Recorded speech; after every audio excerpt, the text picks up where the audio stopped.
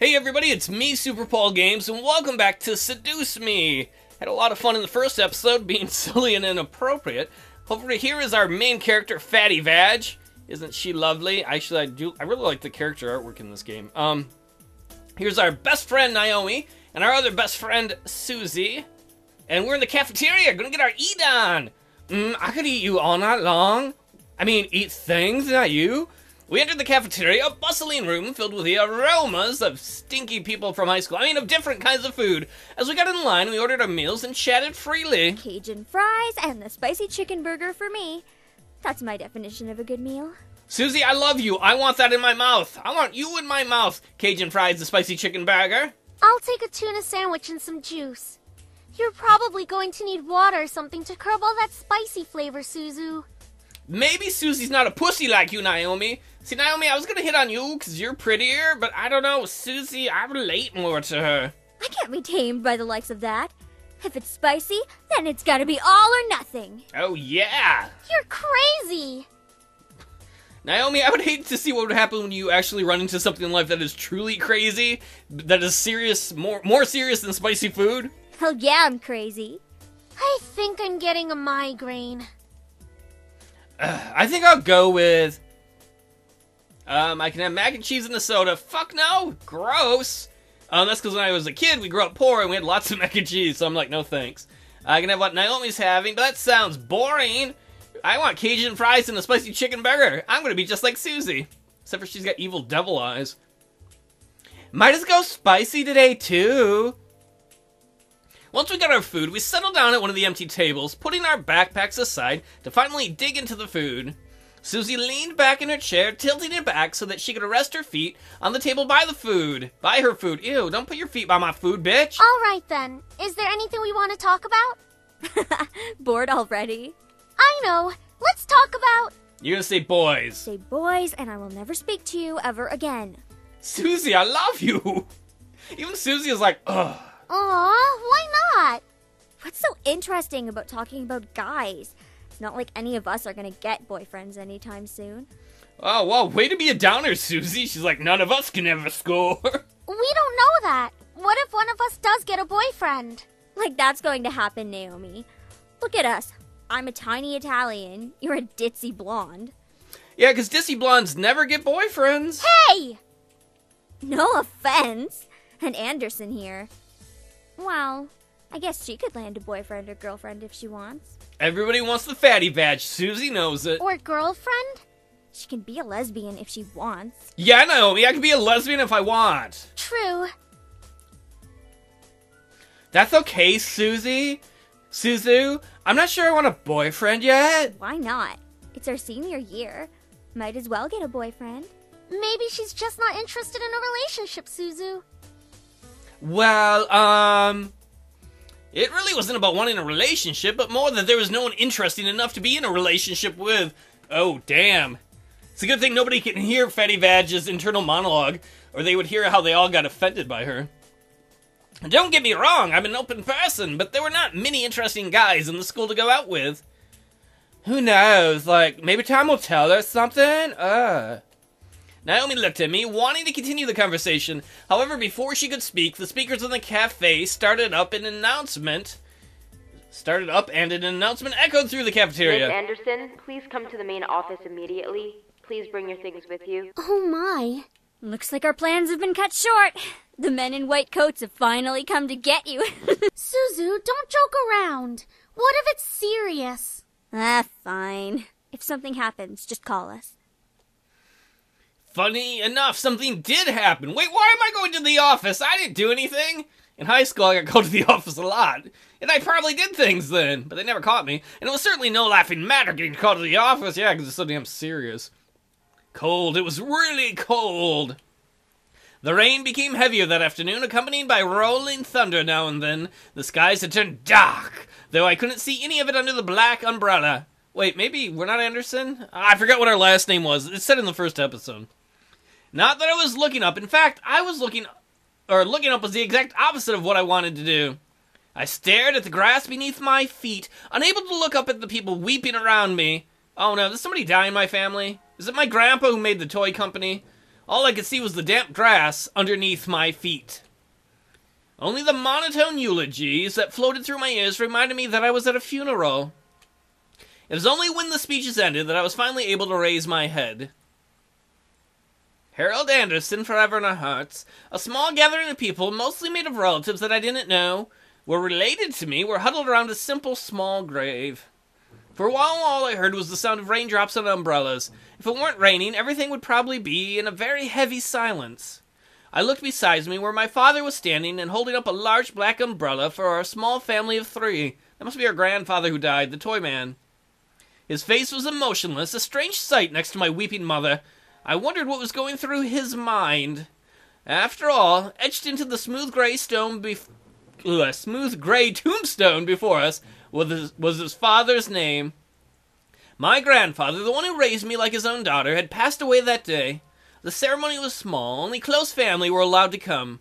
Slowly, though, people began to leave, leaving my father, mother, and me behind at the grave. A man dressed in a clean black suit under the uniform black umbrella of the funeral attendees walked towards us, introducing himself as grandfather's lawyer. He pulled out a few documents from his suitcase and began to read aloud its contents. And now, I shall read Harold Anderson's last will and testament. Shouldn't we be in an office or somewhere? This is kind of a weird place to do this. Only my parents and I were allowed to be present for my grandfather's will. It was under the strict request of his lawyer, and there was a reason why. And to my dearest granddaughter, I give my estate. All the furniture and decor that resides within the house shall also be given to my granddaughter. Nothing's more exciting than inheriting furniture.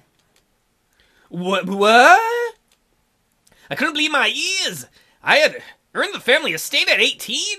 That was impossible, and yet it was written by my grandfather's own hand. He passed the family estate to her? Why am I not surprised? Is that my dad? Are you being a dick, Dad? Are you Dick Dad?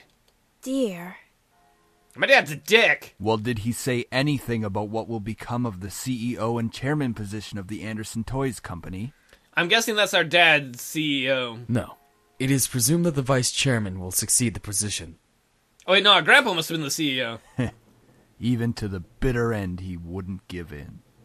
Oh, what a stubborn old man. Shaking his head, my father turned to face my mother with a serious expression on his face. About the estate. Should we send her there to get used to the building? It'll be a good place for her to live after high school. I'm 18, Dad, and I own a house now. I can do what I want. Are you sure we should? Why not? This would be a good experience for her. Honey, what do you think? Fatty Vag didn't know what to say. I really wasn't sure what to say. I just kind of interpreted it myself, and then the author wrote the same thing. Why did my grandfather think that I was the appropriate heir to the mansion? Was I even ready to live on my own? Well, we can have our friends live with us. Well, that seems to be it. We'll be taking our leave now. I'm sure the little heiress needs some time to adjust. Oh my god, my dad's a fucking asshole. What are you, 13, Dad? I lost my grandfather, you lost your dad, and all you care about is that goddamn mansion. What about your dad? What about our feelings? Mad at your own beautiful daughter, Fatty Vag, because you didn't get your way? Go fuck yourself, Dad. Bye, Mom. Love you. David. Man, he moonwalked the fuck out of there fast. Even though she raised her voice, my dad wordlessly began walking back to the car, literally walking backwards, disinterested. Don't mind him, honey. I think that your grandfather's passing really affected him. Why don't we get back home for now? Really affected him? He really affected him, Mom. It made Dad a total asshole. You can go ahead to the car, Mom. I think I need some time alone with Grandpa. Poor Grandpa. Harold Anderson formed a toy company, had an ungrateful little shit of a son, died, and only his grandkid cared. Oh, of course. Take all the time you need. That's right, Mom. We might be here because Grandpa died, and it hurts and it's sad we miss him.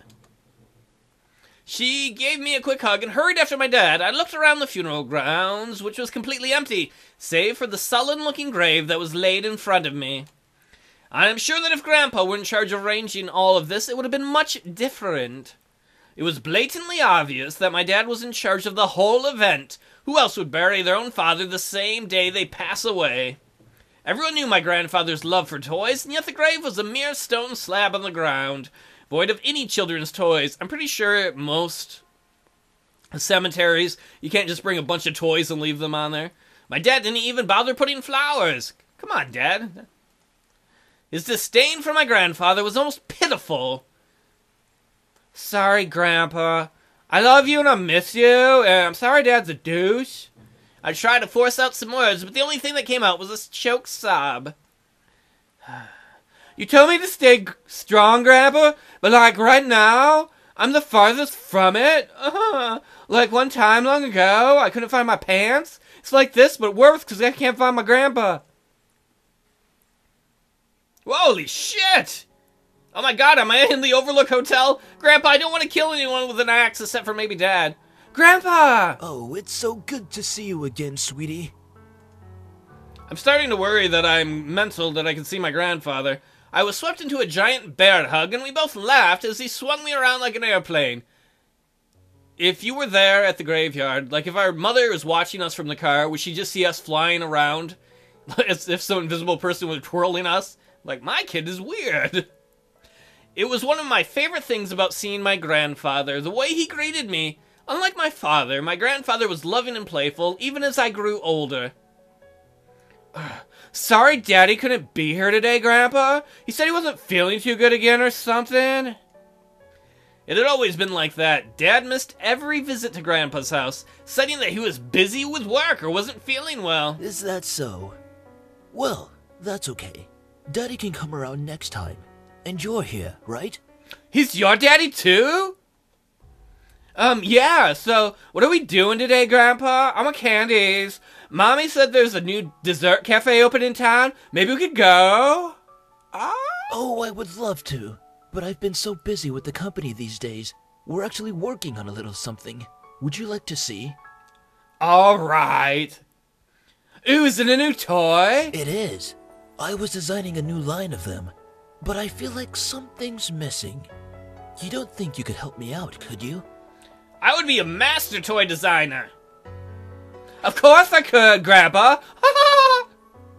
He placed the toy in my hands with a smile, and I inspected it carefully. Please don't be a dildo. It was beautifully crafted, and obviously a lot of work was put into it. There was one thing, though. So, what do you think? I think the heart on its chest should light up when you hug it. It'll be like it's alive. And it could be like a little nightlight before you sleep. Did you invent Care Bears? Are you the Care Bear man? He stroked his chin, considering my input while nodding his head. After a few moments of silent deliberation, he turned to me with a chuckle. That's a great idea. I'll get to changing it right away. You're always like my little lucky charm, dear. You always know what to add to make the perfect toy. Ha, ha, ha. Well, I hope I can be like you one day, Grandpa. You want to make toys as well? Sure, why not?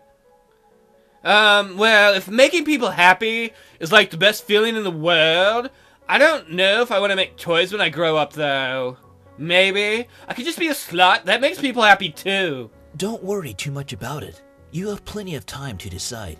Besides, you should do what makes you happy as well. That makes sense. Daddy doesn't think of it the same way, though. I hate Daddy so much. Your father. I'm sure he just wants the best for you. I'm not so sure about that, Grandpa. Sweetie, look at me. He bent down to look at me eye level with a serious look on his face. As much as your father may say something that doesn't make sense now, you must remember that he's always thinking about you.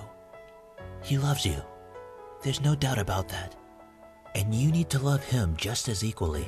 That'll be easy, Grandpa. If I'm a fucking asshole to Daddy, I'm gonna be doing the same, showing him the same sort of love he shows me. I love those chairs, that furniture, all that furniture. We won that. We won it. We got it in the will. That's ours now. I don't hate Daddy. I really do, like, love him or something. I don't know why he's like this, though. Your father and I have had some difficulties with each other in the past. But it's nothing that you should be concerned about. Good, because I wasn't worried. I had heard tidbits of this from my mother and various other peoples. The only people who had stayed quiet were my father and grandfather. Both of them refrained from saying a word on the subject matter, but it was clear that whatever happened set up a wall between them. It's hard though, Grandpa, trying to pretend as nothing was wrong. However, no matter what, you have to stay strong. You're a big girl already, and, well, there'll come a day when it seems like it's you against the world. But always remember that your family and friends will be here with you. You're right, Grandpa. You're totally right. I'm no longer a little fatty vag. I'm totally a big fatty vag now. Daddy, Mommy, your friends at school, me. We'll stand together to get through it. Can't anymore, Grandpa, because you're dead. Can't stand at all. How can you be so sure of that, though, Grandpa? Because we'll be right here. Where, and dead? Here. As a ghost? He pointed his finger to my head first, and then pointed at my chest. Oh my gosh, he's gonna come inside me! Oh, that sounded wrong. I meant it like aliens from, like, the Aliens movies, and then just don't think about what I said. So stay strong. Promise? For a moment, he looked almost sad, pleading, but as quickly as it had come, the expression disappeared from his face, and he was all smiles again. I promise, Grandpa. Upon hearing that, Grandpa let out a great burst of laughter and stood up. All right, then. Enough of that. How about I whip up some special homemade dessert? I know it can't accompany you at that new cafe, but we sure can talk and eat while I cook and do some paperwork. Fuck yeah, Grandpa! Homemade dessert? I'll race you to the kitchen, old man! Hey, slow down there. I'm not what I used to be. Ha ha! You willed me the very home I love to see you in. Why?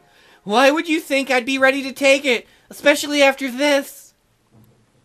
A surge of anger bubbled within me, but I quickly swallowed it. There was no use in getting mad, especially when the person in question was no longer there.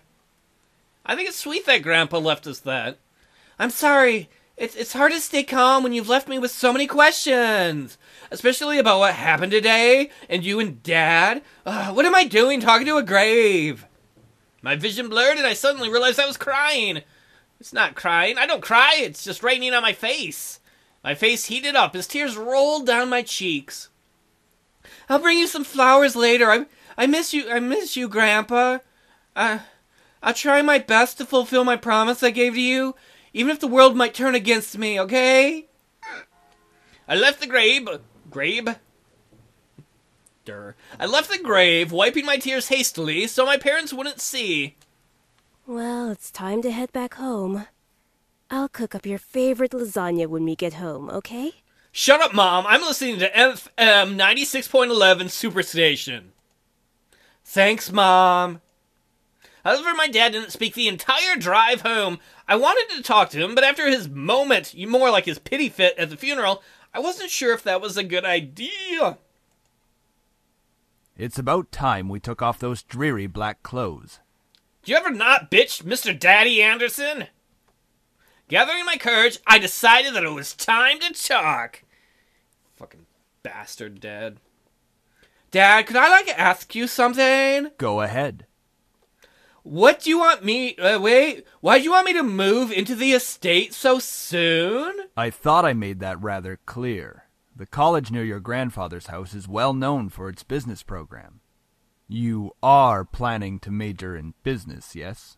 You never said that, you fucking twat! You didn't say that once! You were like, man, I didn't get the mansion! You should go fucking live in it! Go talk to me! And then Mom was like, get wrecked, Dad! And then you went to the car and cried. You didn't mention business college at all, you fucking Twatterson McGee!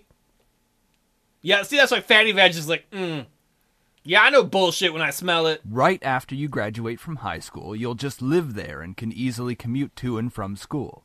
It's a perfect fit for you. I understand what you're doing here with your rejection. You are a bad daddy. We just lost our grandpa. Our grandfather died. At this point in time, we need our family to support each other. And then you're making us feel even more isolated. Isolated because grandpa's dead and isolated because you're rejecting us, you twat. Fucker. But it's so sudden. You just decided so quickly right after the funeral. Don't be so sensitive. If you're like that in the real world, you'll be crushed. You are wrong, Mr. Anderson. If you're like that in the real world, you should be acting like a real human being. Not like some fucked up 13-year-old robot man. I'm just saying that maybe we could talk about my future a little more. In reply, my father rubbed his temples and sighed quietly. After you graduate from college, you'll work at Anderson Family Toys. I have connections since I am part of the board of directors, so you will be guaranteed a spot. That is what we talked about before, yes? Well, you don't have any faith that Fatty Vag can't get a job in some other line of work? But what if I... Stop mumbling. But what if I don't want to work there? I wasn't mumbling. You're a giant cocksucker. And what if I don't want to work there? Don't be silly. It's the family company. Our company. I'm not just going to hand it over to some incompetent vice chairman. But they let you be in charge. Burn. He came closer to me and his face softened. Look, this is all for the best, okay? You may not know it right now, but you will appreciate it later. I would appreciate it if you shut up, Dad. For some reason, when I heard him say that, something snapped in me. I wasn't exactly sure what it was, but it made me feel so angry. Do you even care that grandfather passed away? Of course I do. No! Well, everything seems fine and dandy to you. Things couldn't be better for you, you giant hemorrhoid of a dad. Excuse me? I don't like your tone, young lady. You're a dadroid. You need some preparation H for your face. It's like nothing happened even at all. Like you just ignored the fact he's no longer here. Do not raise your voice at me. Too late. What did he ever do to deserve this? My father, his face hardened, his arms crossed, and interrupted in angry laughter. Ha! You sure place him upon a pedestal, like he's some kind of venerated god or something. It makes me sick. Mr. Anderson, I'm taking back your Dad of the Year award. Wow, how do you tell your own kid that on the day your dad dies and your kid's grandfather dies? Is that it? Are you happy seeing grandfather dead? Everyone was grieving while you're holding yourself back from laughing in everyone's faces. Do you feel just a bit happier seeing him lying in the graveyard? Oh, shit! Child abuse! Call Child Protective Services! Girl, that's abuse! Call the cops! Get him arrested! A flash of rage crossed his face and he whipped the back of his hand across my cheek. Get the fireplace poker and poke his eyes out! You don't know anything! Running your mouth like somehow you know everything that went on, when you're just a little girl that doesn't know how to keep her mouth shut! Wow. Thanksgiving dinner with this family must be horrible. You did not know my father! You did not know what he was capable of. Mom? Is everything all right? What happened? Did you just not hear your husband beating your kid?